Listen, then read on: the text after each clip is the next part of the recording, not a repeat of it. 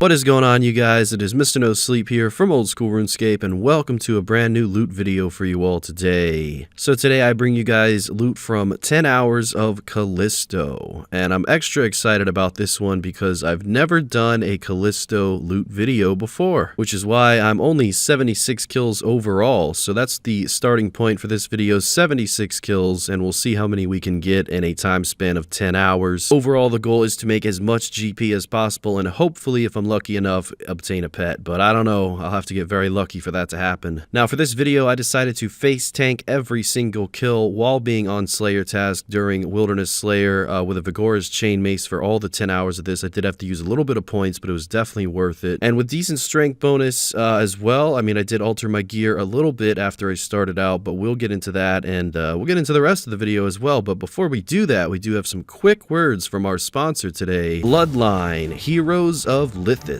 This game is a hero collector fantasy RPG in 3D graphics, where you can not only collect champions but also build kingdoms, create legendary heirs of your houses by combining the forces of various bloodlines, such as orcs, demons, and dragonborn. Try it now for free using my links below or scan my QR code on screen here, and you will be able to create and customize your champion and embark on endless adventures. With easy to use controls, you can build your own kingdom and economy right when you get started. And check out the Lycan here, which is a must-try werewolf clan of assassins with a sleek design. And you can get the clan of Dragonborn for free just by logging into the game. Download BLOODLINE Heroes of Lithius by using the links in the description or scanning my QR code. If you use my gift code in the description as well, you will receive a starter pack worth $20. That being 20 intimacy packs, 100,000 gold, and 100 diamonds. A huge thank you to BLOODLINE for sponsoring today's video, and you don't want to miss out on this opportunity, guys. Alright, getting back into the video, 10 hours of Callisto. Probably the most dangerous monster that I've killed yet in this series, simply because he is found at 42 wilderness, and of course, it is all multi-combat. I mean, escaping PKers at the Rev Caves is one thing, but here you face a lot more challenges just due to this location in general. I mean, as you can see here, I just finished a kill, barely was able to do it, and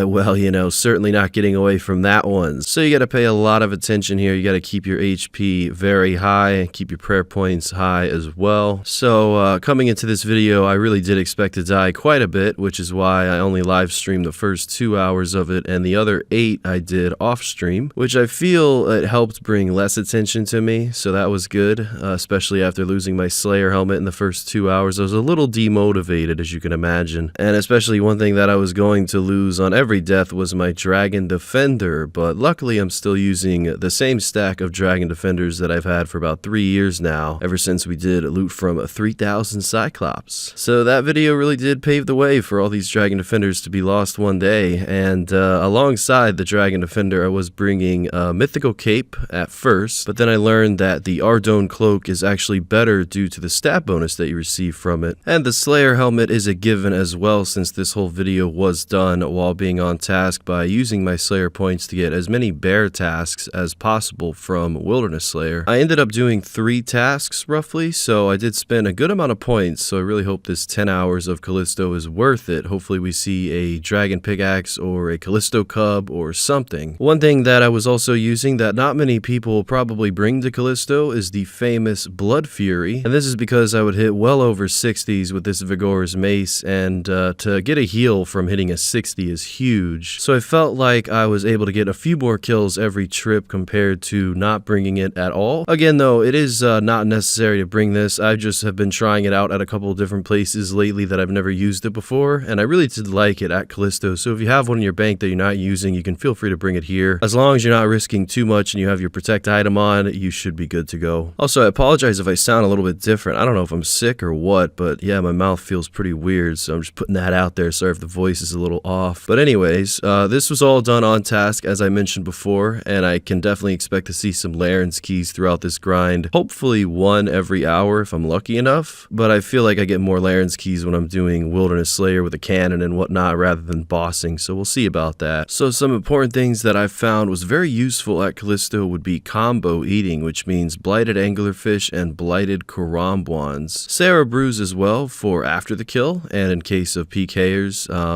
vengeance sacks because the damage Callisto inflicts can be upwards of 60, and you always want to give him back some of that damage, so the vengeance is very important. Now, you probably don't need to focus so much on the food or the vengeance if you're safe spotting him, whether you're safe spotting him north, south, or even west, or northeast. I mean, there's so many places you can safe spot him if you know the lures correctly. And I am sure that more people safe spot Callisto than face tank him, considering I don't think I saw a single person other than maybe 2 people who were more curious about what I was doing face tanking Callisto. I saw everyone safe spotting him, or I would log in and Callisto just wouldn't be at the spawn, which basically tells you that someone's safe spotting him or he's lost somewhere south. So, and I do hear that you virtually take no damage when you safe spot him, and you can probably get more kills a trip if no PKers show up. But for me though, I've never safe spotted a wilderness boss, and I didn't really want to start now, so I just chose the old-fashioned way, and I really have no complaints about it. I feel like there would be PKers at every safe spot location, and you know, also just at the Callisto spawn, so there's really no way of getting around the PKers. Even total level worlds were packed, so I just used normal worlds, and I tried to hop every 10 kills or so, or anytime I found that a scout was logging in. I don't mind dying with this setup though, seeing that I'm only really risking 400k, which is not bad compared to the other risks that I've had in the wilderness recently. Pretty far into the video, and we have seen one tyrannical ring drop, but no dragon pickaxe and no Callisto cub,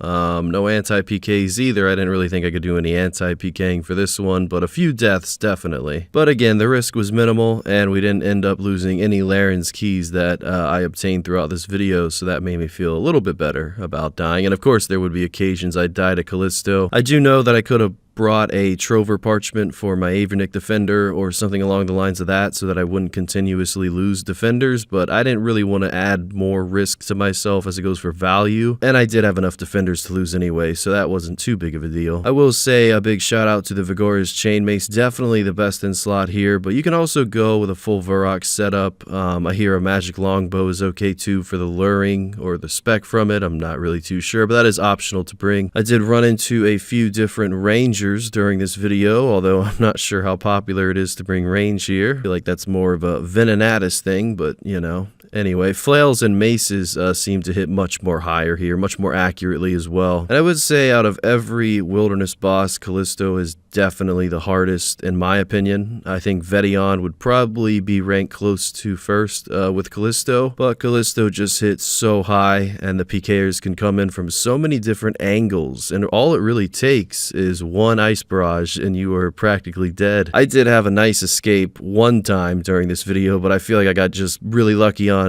not getting frozen, especially considering I'm wearing full armor, so you know the odds of someone casting an ice barrage on you that actually hits is pretty high. And to make matters worse, just south of this location, if you run down about 3 levels, you will run into a big poison spider nest, so you know you gotta look out for those too. But overall, as it goes for the Wilderness Slayer aspect of the video, just spending points and whatnot, I did go on a pretty big dry streak to obtain all these bear tasks. Honestly, I didn't even know if I'd be able to get all the bear tasks for this 10-hour video, but luckily after spending about 1200 Slayer points, I did receive a couple more bear tasks. So having those points stacked up made it much more bearable, because being on task and being able to hit much higher than you would be if you're not on task, I think made this method worth it for me. I'm not sure I'd do this again face tanking with the Vigor's Chainmace had I not been on a Slayer task. Although I've never really tried it, I wouldn't think it would be better than safe spotting, but I still stand by this method with task because I just got a lot of kills every inventory. I mean, there's some kills I'd get like 6 kill trips, some kills I get 2 kill trips, and I honestly think less PKers log in at the Callisto spawn rather than at the safe spots. Either way, I'm sure there's going to be different people logging in at different locations. I've PK'd here a lot too, but I just really like the method that I used. And honestly, the drops from Callisto, even if you're not getting lucky, are still pretty good.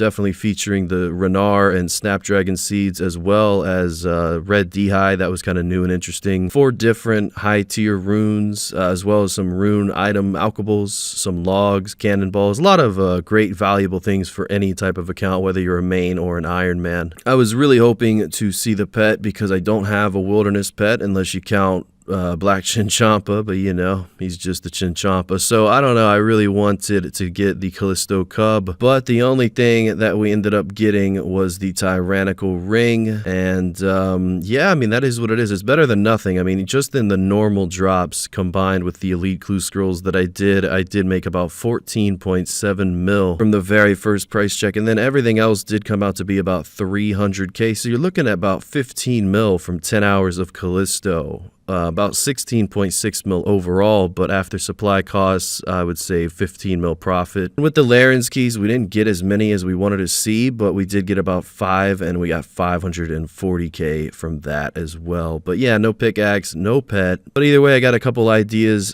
coming out for you guys soon, and I appreciate you sticking with me. And until next time, Mr. No Sleep, out.